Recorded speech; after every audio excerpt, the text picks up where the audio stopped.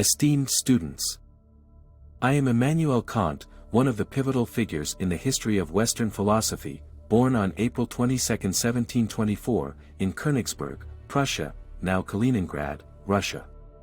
My philosophical journey started at a young age when I entered the University of Königsberg in 1740 to study philosophy, natural science, and mathematics. For 15 years, from 1755 to 1770, I worked as an unsalaried lecturer at the Albertina, the University of Königsberg. My remuneration came directly from the students who attended my lectures. Consequently, I taught a vast range of subjects, averaging about 20 hours of lectures per week, in order to earn a living. My lecturing repertoire included logic, metaphysics, ethics, mathematics, physics, and physical geography.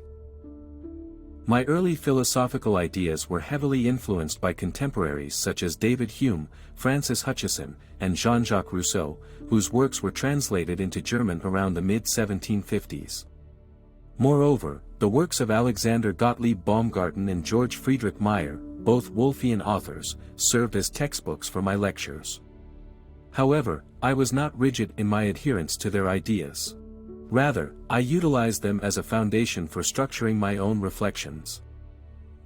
Between 1762 and 1764, I released several significant works including The Only Possible Argument in Support of a Demonstration of the Existence of God, and The Inquiry Concerning the Distinctness of the Principles of Natural Theology and Morality.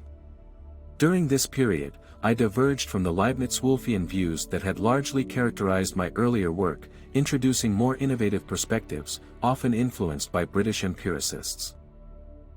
In 1770, I was appointed to the chair in logic and metaphysics at the Albertina. This was a significant milestone in my career, providing a platform to expand my teachings to include anthropology, rational theology, pedagogy, natural right, and even mineralogy in military fortifications. To mark this promotion, I wrote Concerning the Form and Principles of the Sensible and Intelligible World, also known as the inaugural dissertation. Here, I began to break away from both Wolffian rationalism and British sentimentalism, arguing that sensibility and understanding are distinct powers of cognition and that sensibility brings to perception its own subjective forms of space and time.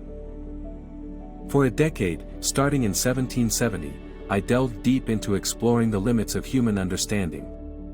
This period of intensive contemplation culminated in the publication of the Critique of Pure Reason in 1781, which marked a radical shift in my philosophical thinking and established the groundwork for my subsequent works. From this point onwards, I published numerous other philosophical works of great importance, including the Critique of Practical Reason, 1788, and the Critique of the Power of Judgment, 1790. These works effectively reshaped the landscape of German philosophy and established me as a leading figure in the field. Despite my significant influence, the evolution of philosophical thought in Germany did not cease with my work. The late 1780s saw a shift away from Kantian philosophy, with figures like K. L. Reinhold and J. G. Fichte diverging from my teachings and developing their own philosophical ideas. In 1796, I retired from my teaching position. This marked a new phase in my philosophical journey, characterized by an attempt to bridge what I saw as a gap between the metaphysical foundations of natural science and physics itself. These reflections, however, were left incomplete as part of my opus posthumum. Unfortunately, my mental health began to decline in the late 1790s, and my capacity for productive work diminished significantly. My final years were characterized by a gradual retreat from public life, and my writing became increasingly sporadic and fragmented. Yet, despite these personal challenges, my influence and philosophical legacy remained undiminished. The central tenets of my thought, particularly my focus on the structure and limits of human understanding and the nature of moral obligation, continued to exert a profound influence on subsequent generations of philosophers. In 1804, at the age of 79, I passed away in my hometown of Königsberg, leaving behind a body of work that would continue to shape Western philosophy for centuries to come. In death as in life, I embodied a quote of mine that continues to inspire and provoke thought. Two things fill the mind with ever-increasing wonder and awe, the more often and the more intensely the mind of thought is drawn to them, the starry heavens above me and the moral law within me. My philosophical corpus encompasses a broad array of topics, ranging from epistemology and metaphysics to ethics and aesthetics. Despite its complexity and occasional obscurity, my work maintains an enduring relevance due to its profound engagement with the fundamental questions of human existence. In the realm of epistemology, I sought to reconcile the insights of empirical science with the demands of metaphysical understanding, culminating in my Copernican revolution in thought. Here, I posited that the human mind actively shapes the reality it perceives.